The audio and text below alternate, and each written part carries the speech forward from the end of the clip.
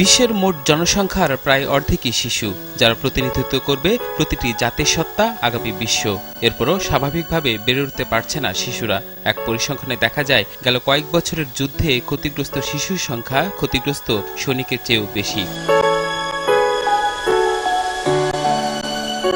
বাংলাদেশের শিশুরা খুব একটা ভালো অবস্থায় আছে তা নয়।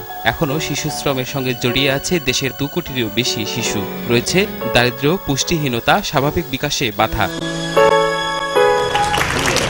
আর শিশুদের সুষ্ঠু পরিবেশ ও ভালো রাখার প্রত্যয়ে থাকবে শিশু সবার মাঝে ভালো, দেশ, সমাজ, পরিবারে জ্বলবে আশার আলো। প্রতিবাদে পালিত হচ্ছে এবারের বিশ্ব শিশু দিবস।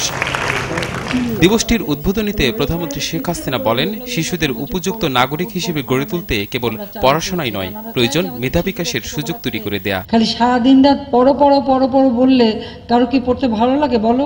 আমি এই ছোট শিশুদেরই বলি যে যখনই বেশি বলে এই পড়ো পড়ো পড়ো, মনটা খারাপ লাগে না, মেজাজটা খারাপ হয়ে যায়।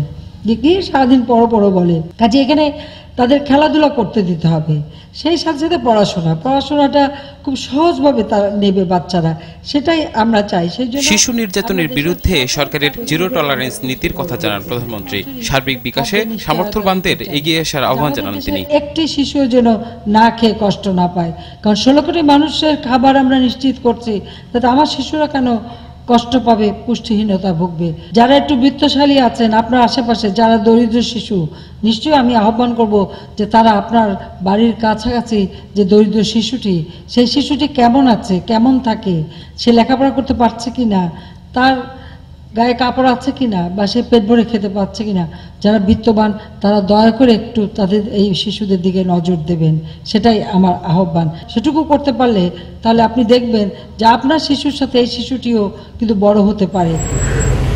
এর আগে অডিটোরিয়ামের বাইরে ডিজিটাল লাইব্রেরির উদ্বোধন করেন প্রধানমন্ত্রী শেখ হাসিনা।